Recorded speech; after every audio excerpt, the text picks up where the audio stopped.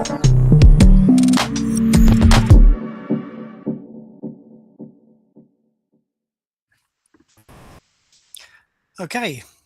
welcome to today's recurring TELx Council meeting on Wednesday, 21st of January, 2026. Derek, do we have the agenda posted? I'll post it now. Thank you. So we'll start with the introduction. Eric can go over the last meeting's recap and then pass back to me for today's agenda items. These recurring meetings provide several critical functions for our governance, provide transparency to our community, create structure for our forum, provide authors the ability to present their proposals to the council and community, allow the council and community to review, debate, and refine these proposals so they can get to a place where we have consensus and mutual understanding, provide a medium for regular TELx ecosystem updates, ensure consistent communication between council members and the community, and allow the community to directly engage in Q&A with the council members. The TELx Council is a local governance organisation with authority over and duties towards TELx operational rules, system health, and social well-being. Overview: accepts, develops, and votes on TELx IPs, to change or introduce new elements to TELx, to alter TELx harvesting rules, and is responsible for generally representing the interests of and informing their constituency in matters pertaining to TELx. Duties: the TELx Council is required to 1. Plan, finance, and coordinate implementation of improvement steps. 2. Regulate the flow of TEL issuance to allow TELx to be harvested by liquidity miners. 3. Introduce, alter, and enforce TELx operational rules, including harvesting information and community maintenance and instruction. 4.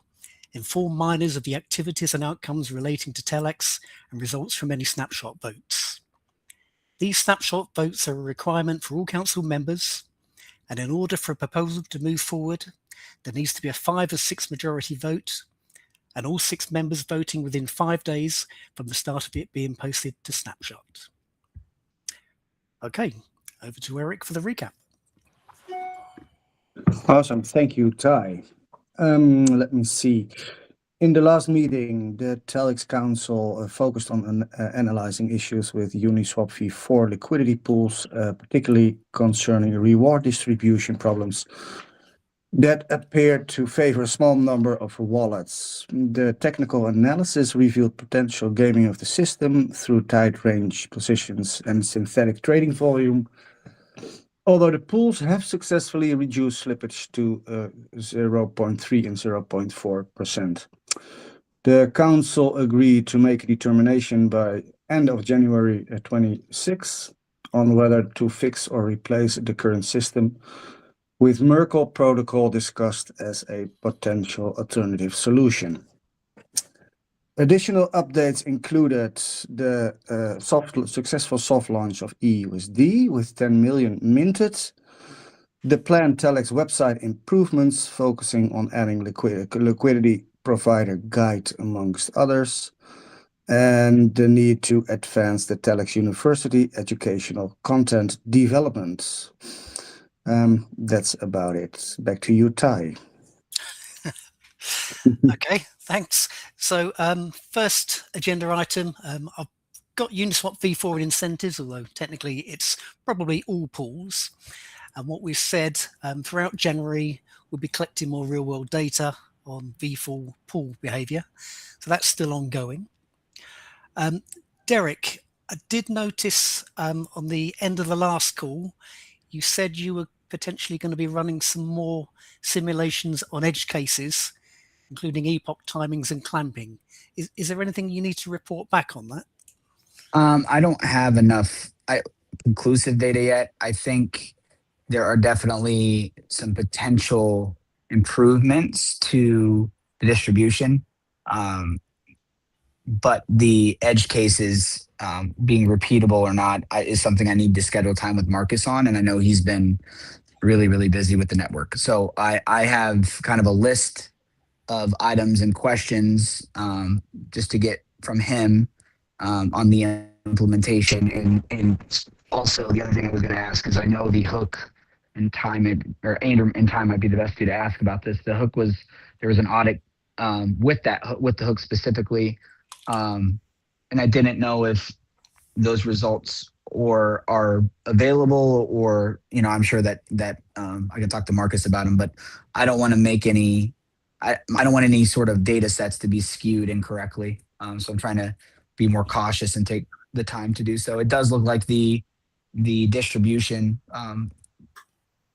it looks a lot better in the last few weeks, or last week especially, and I think this coming week is going to look similar, because looking at the amount of liquidity a position has in as a percentage of the total pool versus the earned rewards they had as a percentage of the total pool.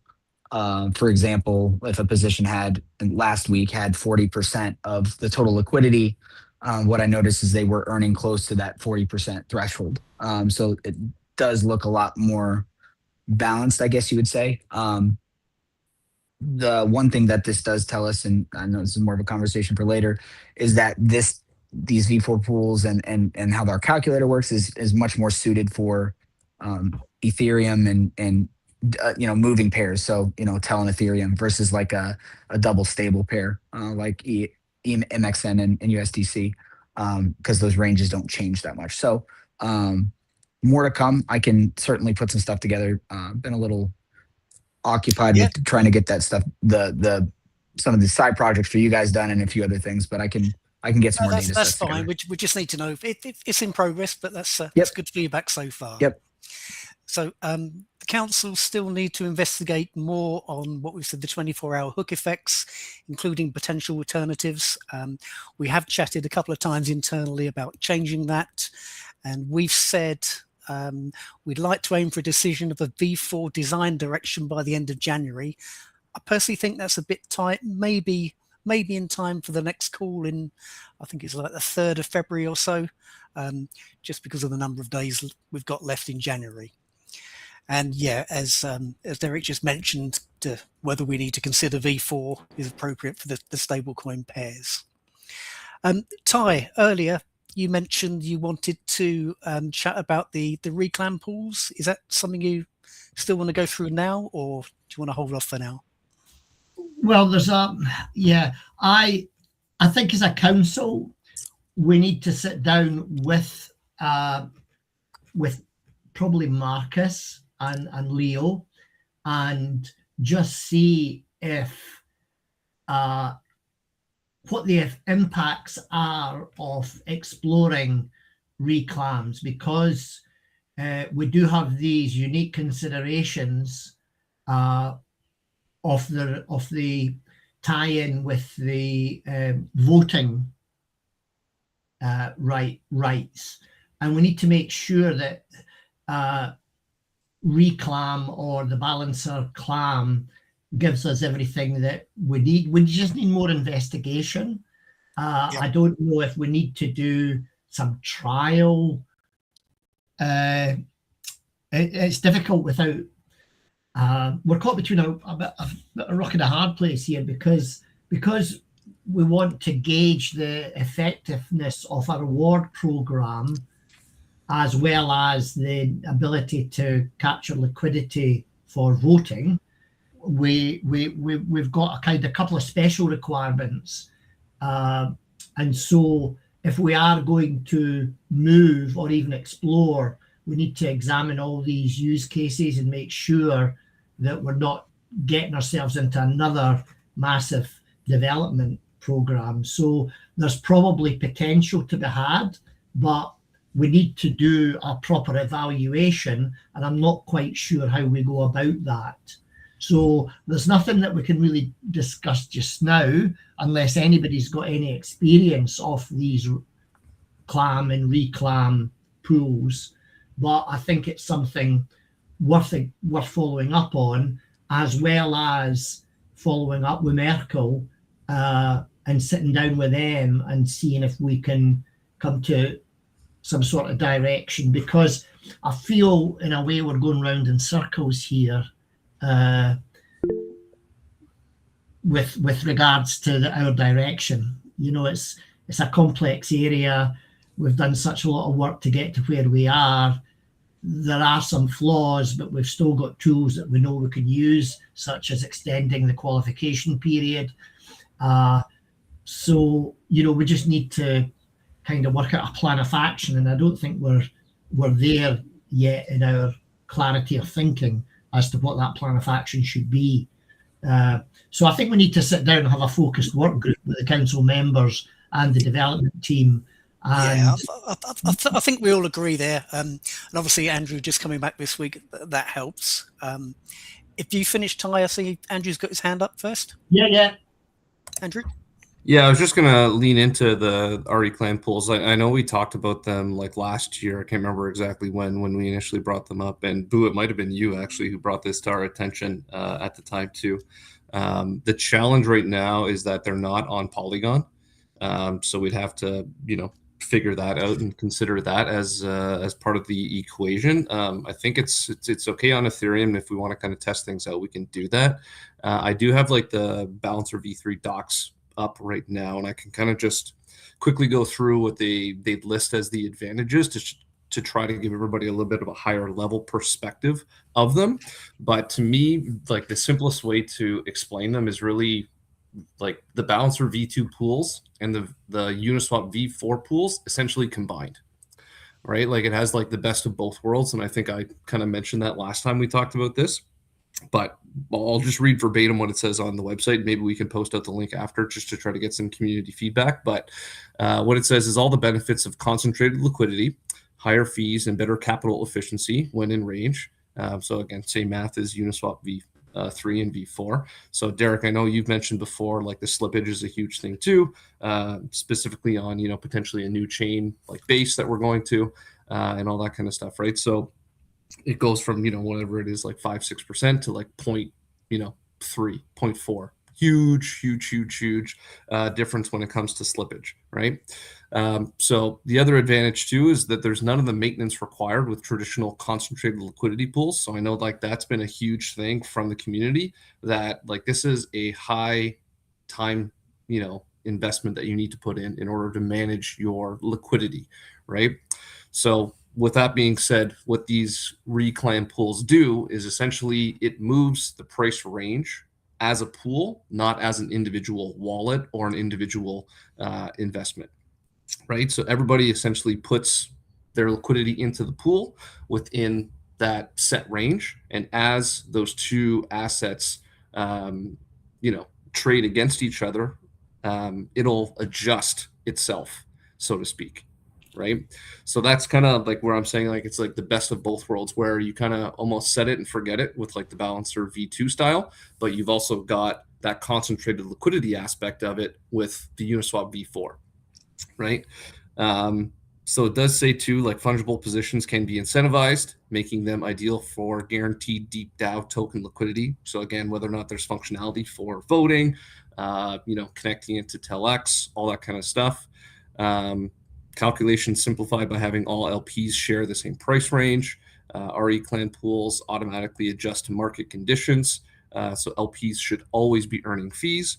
And while designed to be maintenance free, RE clan pools are tunable by admins if necessary in extreme conditions.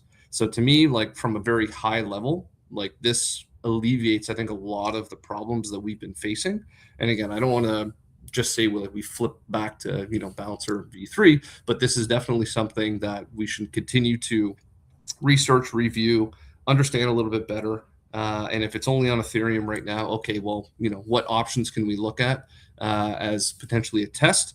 And with the incentives as well, again, maybe this is something we can almost do in tandem with Merkle, right? Like maybe it's let's try a TELx pool on Balancer v3 with incentives through Merkle, and then we can kind of see both things at the same time to try to limit the amount of things that we're doing.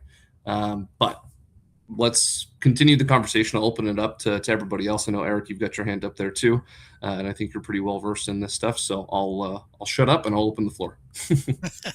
Okay, Eric, I think you're next then. If you've still got your hand up. Thank you, Andrew.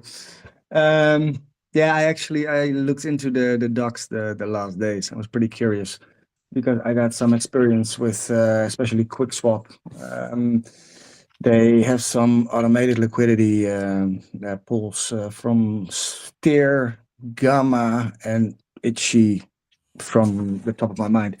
The thing I found is that I used them pretty much over the last year. It balances your liquidity. When price moves, your liquidity automatically moves with it. The thing I experience is that only when you put a really wide range on it, it is profitable. All the other times, it's really hard to if you put your range too narrow. You have basically too much impermanent loss every time the rebalancing takes place within the pool. So I'm actually pretty curious how Balancer is doing this, and I'm willing to put some liquidity in one of the pools because it's my own curiosity here. I tried some out, so I'm really curious to see how Balancer is doing it. So I will put some liquidity in the next few days to see what happens. Yeah, curious. Okay, that's good. One thing I just picked up on, Andrew, I think I'd read that, well, I think you said that it wasn't available on Polygon, the reclaim pools. I thought where I read it is available on Polygon, just nobody's done it yet. Is that your assessment? The last time I looked at it, and again, I'll be absolutely transparent with everybody, I've been a little bit out of the loop with everything going on a personal level the last couple months. But last I remember seeing when we were talking about it, probably October, November, was that it was like mainly on ETH.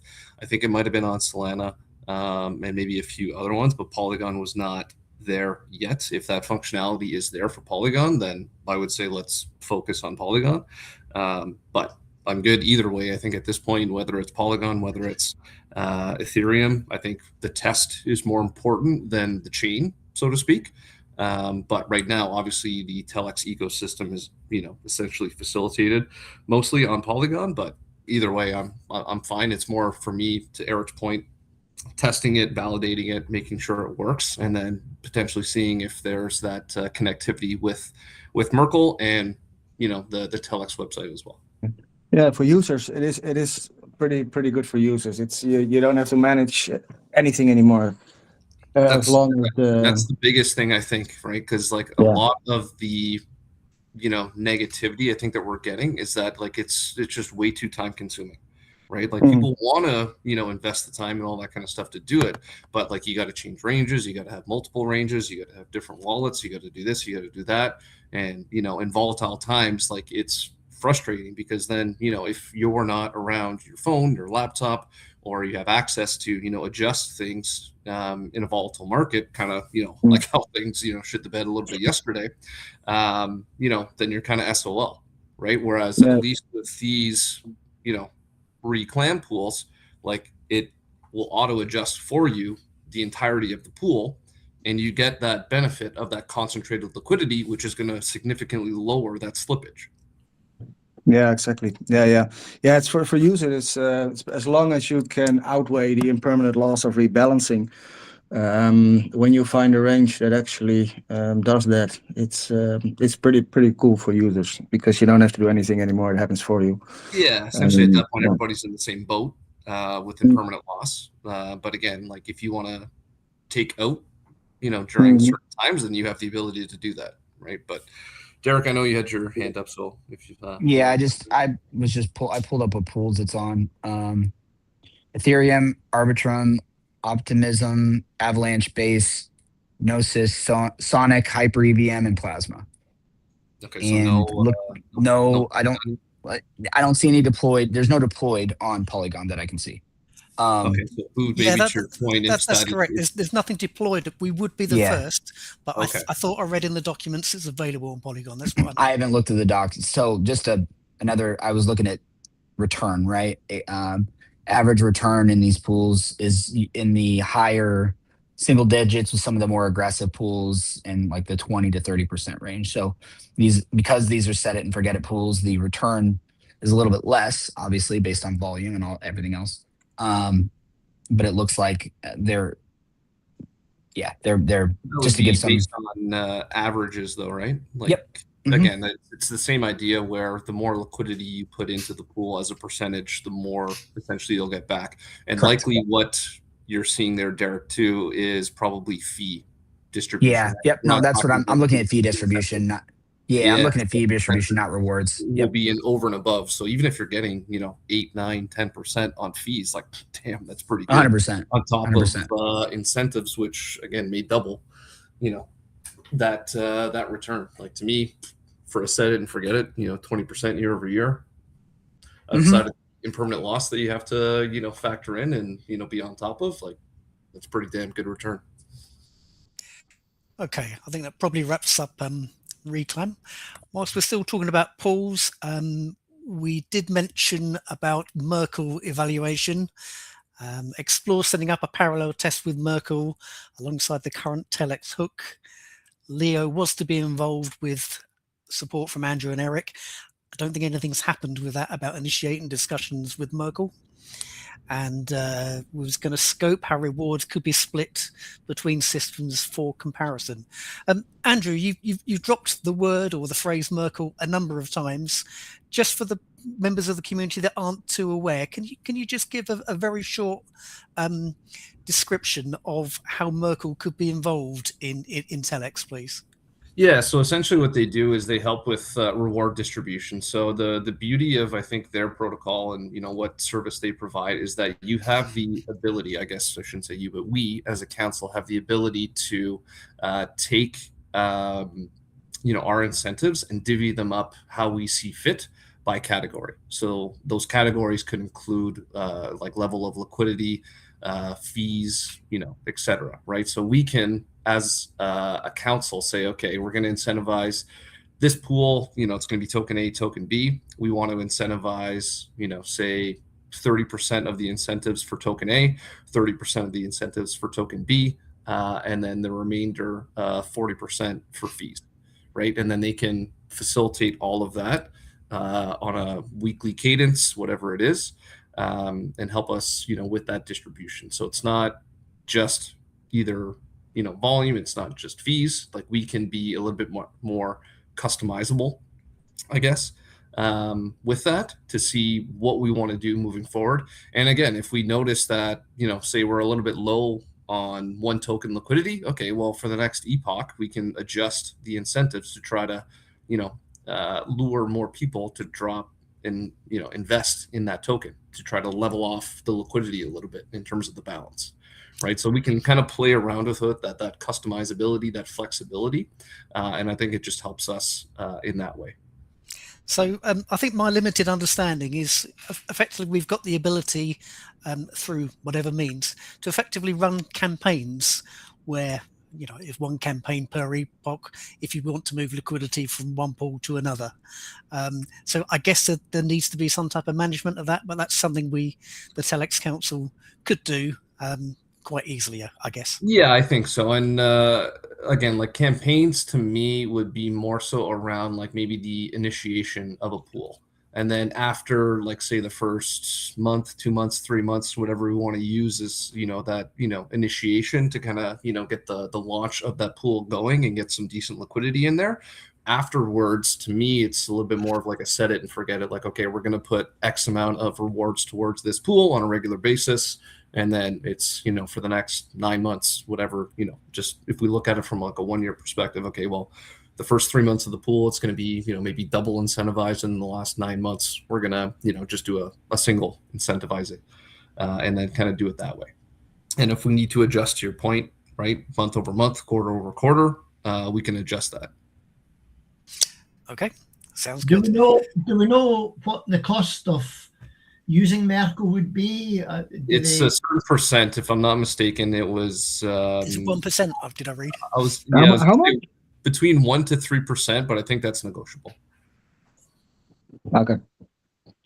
Yeah, in the meeting that we had with Bepti, in last year with Leo, it sounded like that was going to be negotiable. But I know he was on vacation as well too over the holidays. He's kind of just getting back into things too. So Eric, I know you mentioned you want to jump in that Telegram group. So if anybody else wants to jump in that, no problem. And I can get everybody in. 1% of TVL, is it, Andrew? 1 to 3%? No, it would be based on 1% of the incentives that we provide. So again, thinking high level, if 200 million TEL is what we have in terms of our incentives budget for the year, it would be potentially 1% of that. Right. Okay. So 2 million TEL. Can we benchmark that in any way? Do we? Yeah, I think it would be benchmarked. Yeah. Cool. Okay. Yeah, so again, like to take away a lot of that, maintenance of worrying about all those fees for me, like that's worth it. That's value that we don't have to worry about, Marcus topping everything up and all that kind of stuff. Like I think we would get, at least my perspective would be that we'd get into a regular cadence that they always have, 2 months worth of incentives on hand. And when, the 1 month depletes, we re-up so that there's always kind of, at least kind of 1 month worth of incentives, in the vault, so to speak, so that we never get into a situation again where, we don't have incentives, right? We've had that happen a couple times over the last year or two where rewards just kind of stopped. Sorry, guys. Just kind of stopped because, a manual intervention of not topping up the incentives, was missed. Yeah. So I just want to limit, anything like that we can moving forward. Okay. I would advise every listener, by the way, to check out Merkle. If you're active in DeFi using multiple wallets, just connect your wallet one time. Probably you got some small amount of dollars or rewards waiting there, because there's a lot of projects actually use this already. So yeah, check it out. Thanks, Eric. Derek, you got your hand up. Yes. The question I had is that, Boo, maybe you can answer this the best. Is this type of balancer V4 pool, do they have is it open source to the point where it can be built into a web UI graphics? Like, do we know that, or is it proprietary? Do they have, or how does that work? I personally have got no idea. Has anyone else looked into that? Probably not, but I bring it up because we're going through the web, the unified web presence, right? And I know that the company that we've been discussing things with has the ability to work with subgraphs and do that type of thing. And I know obviously giving the TELx website as much legs as possible from people not having to switch between sites is always a benefit. So something to consider. Okay, good point. We'll take an action for that. Yeah, I think there could be a problem, because if you go to QuickSwap, for example, you use an automated liquidity manager, you always end up on the website of the protocol from the automated liquidity manager itself. Yeah. Right. There is certain protocol hooks that you can use that enable that to be done via proxy, where it pulls up a port. There's ways to do it. I guess my point simply is like I love the idea of just implementing as many user-friendly tools as possible on the TELx website, and I think this is a cool thing. So yes, certainly if we can keep the users on the TELx website without telling them to go off to the likes of Balancer and Uniswap, it would be advantageous. Okay, I think that's the end of the pool section. Have we got any questions from the community, Derek? Nothing, but I will just say, I know a lot of people have been reaching out about what's going on with the subgraph stuff for the base pool. So I noticed, Derek, I think you mentioned it, but the base TEL ETH subgraph has been restored by Uniswap. So it's probably been the last, I'd say 2-3 days where it's kind of been a little bit buggy and haven't been able to see that information. So it looks like that problem has been resolved. Okay, moving on to the next section. And also the links from TELx, if you want to add liquidity now, all work. So yeah, it's fully functional again. So I don't know what Uniswap did, because I chased them again a couple of hours ago, and I know Parker was gonna maybe Well, now we know how it got fixed. It was just you, Ty. There you go. No, Yeah. I think maybe Parker kind of escalated his contacts. I hope. Anyway, it's all good now. Okay.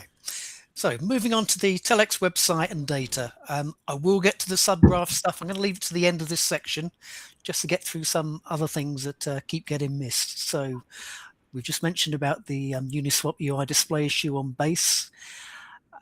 At some point we mentioned Halil was continuing to investigate some subgraph data lag issues. Derek, did I read that that's now been addressed, or was that completely separate? So sorry, say that again. The data issues with the subgraph specifically. So Halil was, I think he had some subgraph lag issues on the TELx site. Yeah, I don't know exactly. So the way it was explained to me by Uniswap is they do use some third parties, and that was some of the issues of what's been occurring with in the email that I had back and forth with them. That's what's been occurring with some of these outages. So it could be related to that. I don't know for sure what. I will tell you from experience, without having your own subgraph running, it's very difficult to pull those items yourself. So I can imagine Khalil has had a heck of a time with it. But that's part of the reason why the unified web presence I had discussed with that company, if they have experience deploying those type of things, and they said they've done it for multiple projects. So yeah, it definitely is a data issue. It's normally a subgraphing index issue. Boo had mentioned. Go ahead. Sorry. Can I object here? I think we're on two sort of separate. I'm sorry. Yeah, go ahead. Please. Yeah. Within TELx, the pool information was reflecting the status way back in November. Right. Yep. Yes, it wasn't being refreshed. Yeah. So I think that's a subgraph indexing issue. Yeah. The way a lot of times. Go ahead. Sorry. For the last few days, it's been every time I've looked, it's been reflecting the almost current state, maybe within 24 hours. So it's showing fees, it's showing liquidity as at January 21st. So it's Khalil's made the changes and rolled them out. So the display information on TELx is a lot more current now, which I think is the question that Boo's referring to. Yeah, that's right. So are there any other pending UI UX issues for TELx that we're waiting for Halil to finish or implement? Well, I will say, guys, just to bring it up shortly, looking at both sets of data, the only thing that maybe you would want to potentially have Khalil look at is the way that the fees themselves are showing, because it's showing by the cent versus just the aggregation calculation looks a little wonky. So it might be something to bring up to him. Maybe I'm overanalyzing it, but no, I mean it's something we need to make him aware of if he's not already aware. So thanks for that. Okay, next thing I've got, Ty, add a clear liquidity provider guide to the site. So before Christmas, there was a PDF being created, and there was some feedback. It was taken from where was it taken from? Something that Marcus put together. Has there been any activity on that, or what's the current state of that? Because I think we were looking to publish that on the TELx site at some point. Yeah, it's still not there. It's the as far as I'm aware, the information's all been validated and is correct. I think Leo was just going to have a quick review and talk to Khalil about getting it linked to or referred to via TELx, but that hasn't happened. And I think the issue is with or the thing is with Leo to progress. But I know Leo's busy on a number of different fronts at the moment. So, I mean, I can kind of talk with Leo and try and engage Khalil and get that. I can take ownership of that one. Okay, thank you. That's great. So we mentioned a potential site revamp, tighter integration of TELx with the broader Telcoin ecosystem. And now on to the subgraph. So we had a meeting, or Derek hosted an internal meeting with some of the TELx Council and some of the developers.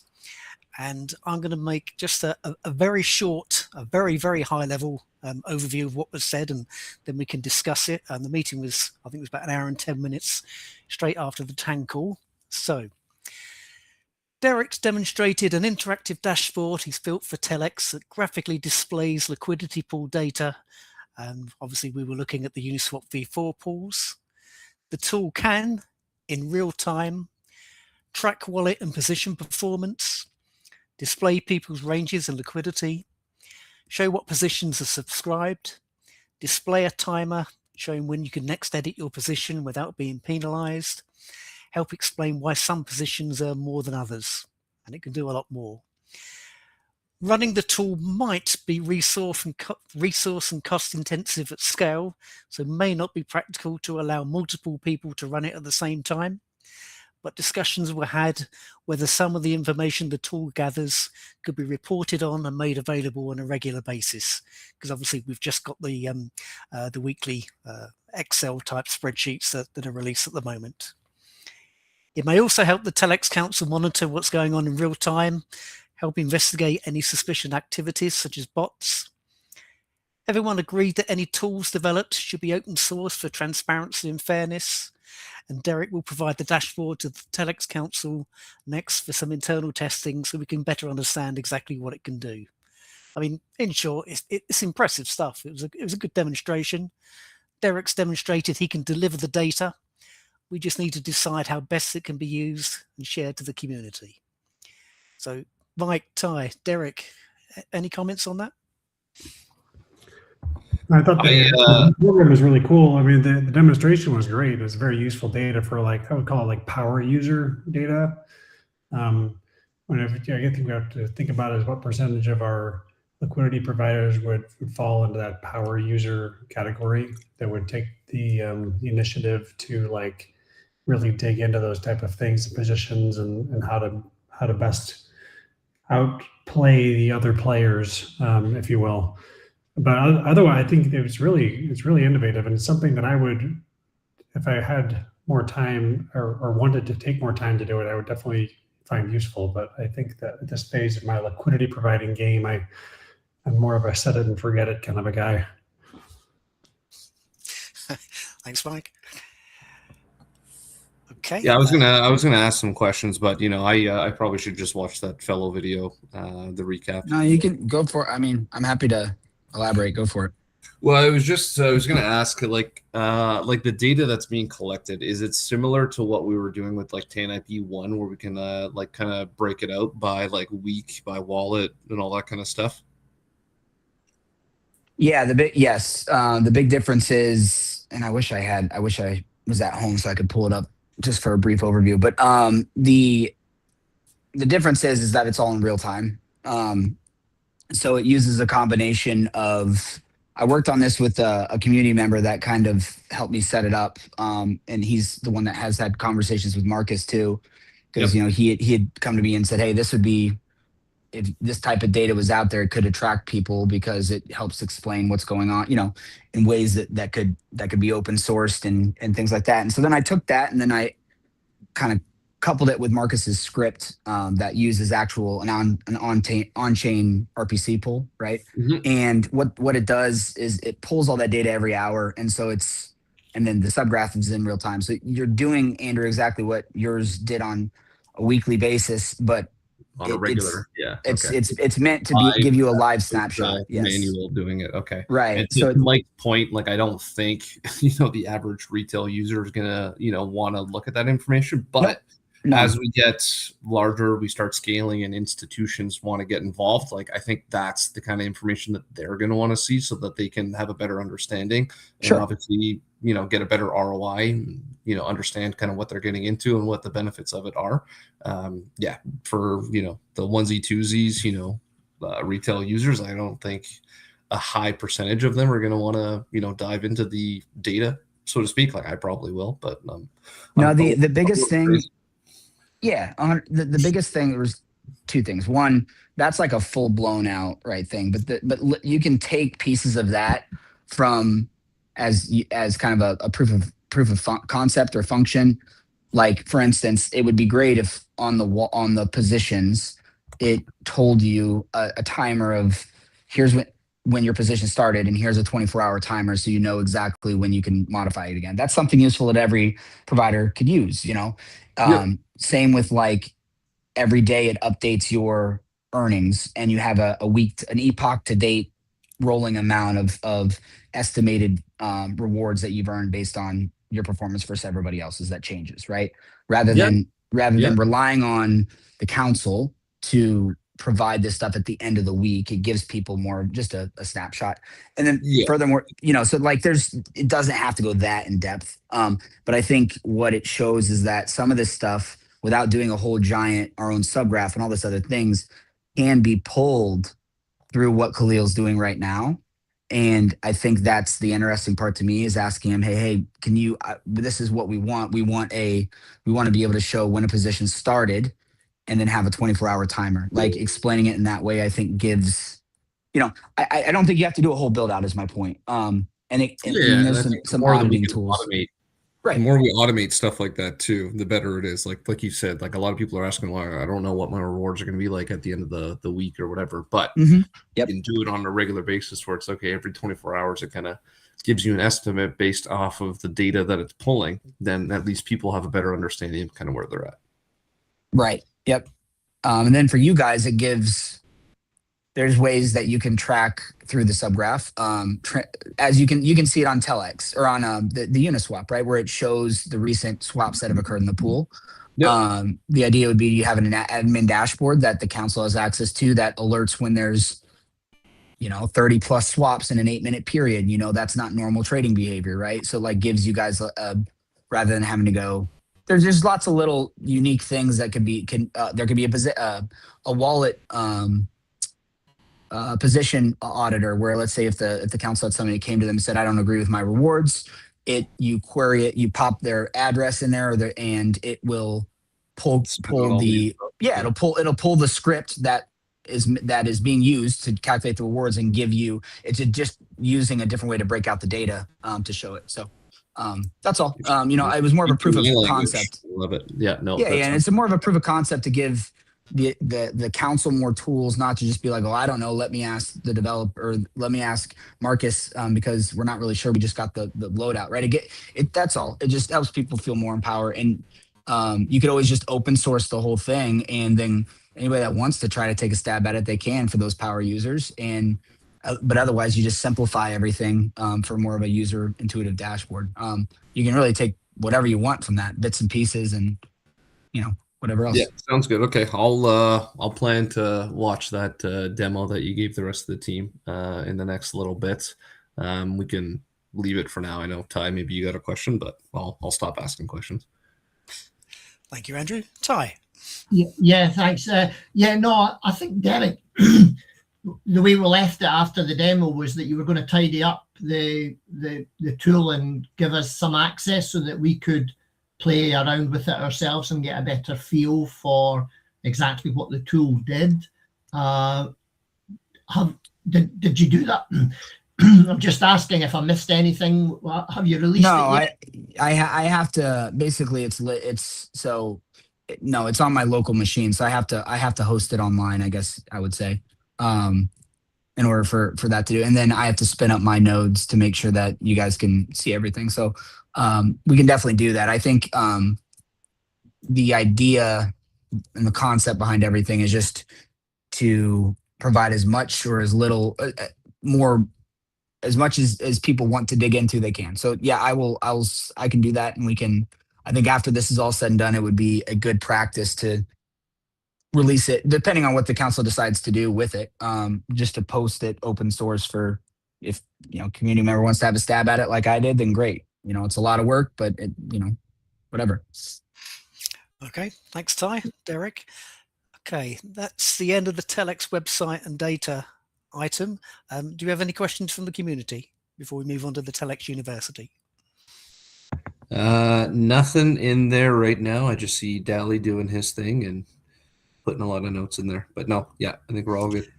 Okay, Ty, I'm going to come to you in a second. I don't know, this is something close to your heart. So TELx University, there are some actions for the TELx Council members to review the course videos, and both Eric and myself went through the first video. Very impressed with the level of knowledge in there. Had some good fun doing that. Took quite some time.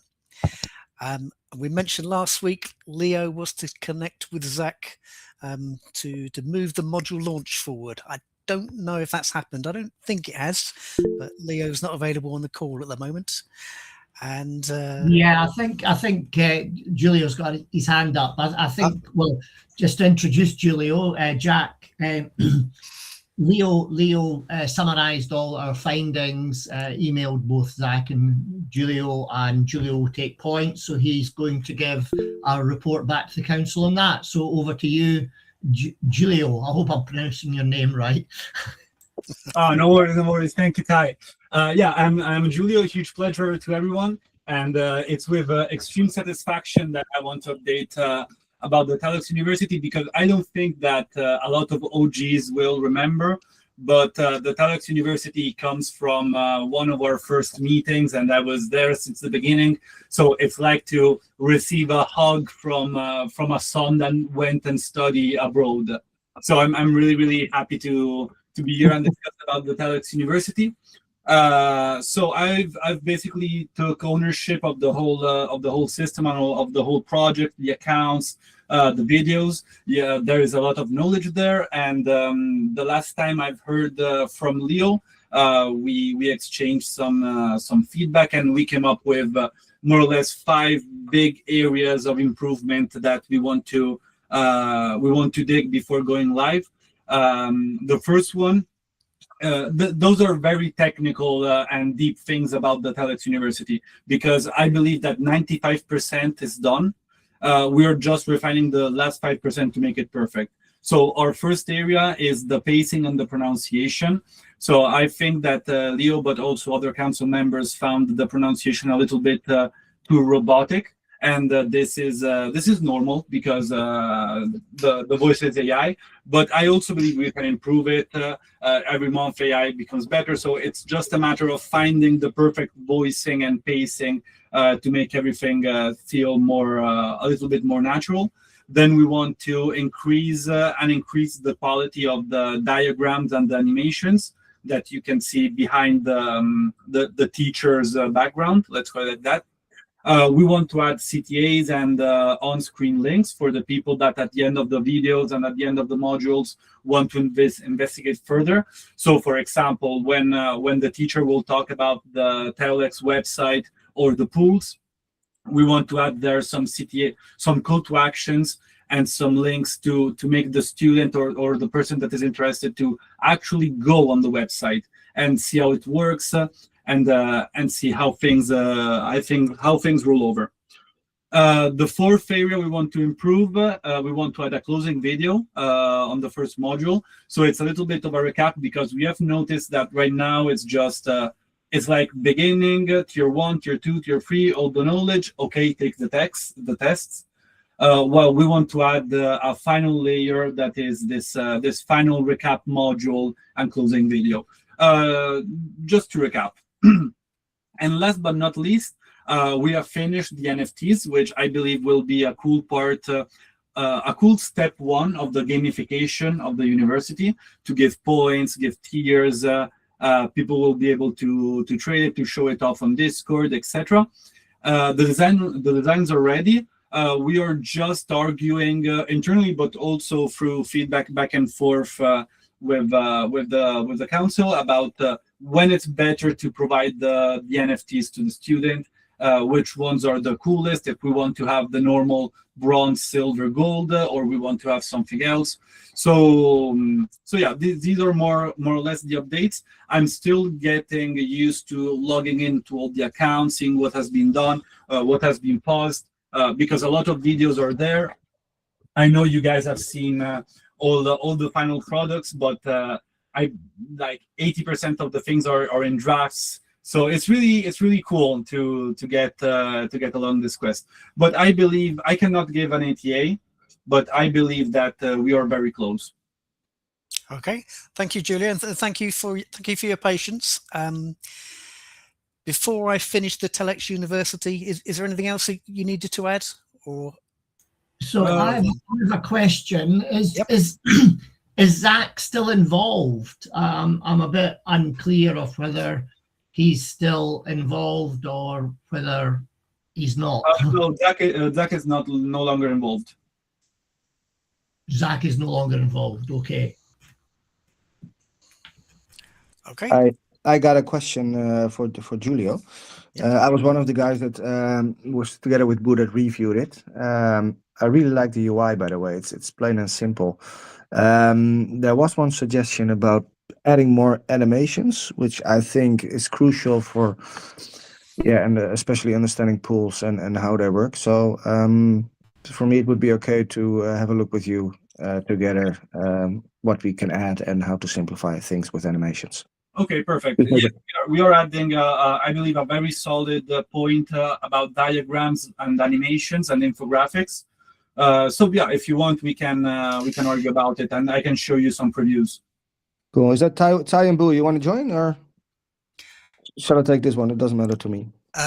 If you can take this one, that'd be great. Sure. Yeah. Okay. Okay. We'll make a date, Julio. Okay, I will ping you. Awesome. Okay. So forget. Any questions from the community on the TELx University before we move on? Yeah, can I just ask Julio, what happened to Zach? I mean, why is he no longer involved? Because we haven't had any like formal notification of that. I'm just a bit surprised. So maybe I know that we confidential. I don't know how much I can disclose, but I guess it's just a path evolution. I mean, I didn't go into technicalities, but I guess he just had another offer. Oh, okay. Because I mean, we did a lot of work with Zach, and I did enjoy working with him. So from a personal point of view, it's a shame that we've lost that relationship.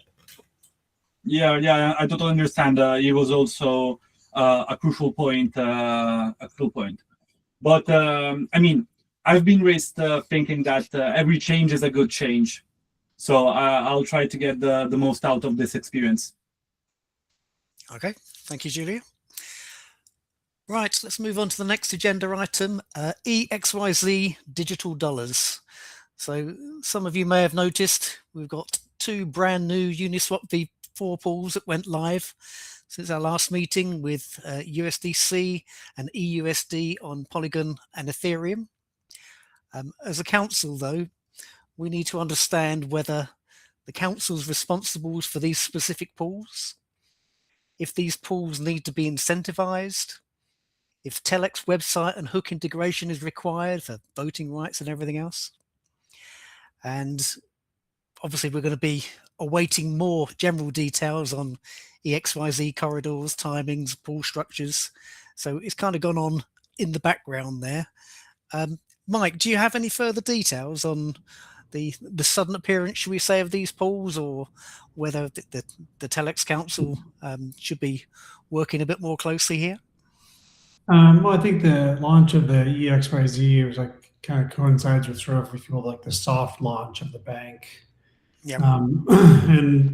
And then like to follow will be more utilization of the eXYZs, particularly EUSD, when the retail version of the app goes live and bank accounts go live and all those things. From a TELx Council perspective, I have chatted with Paul in the last couple of weeks, but he's very busy at the moment, so I can't join the call obviously today, but I hope to get him on in the future. And really, like, he's really focused on sort of building out that ecosystem.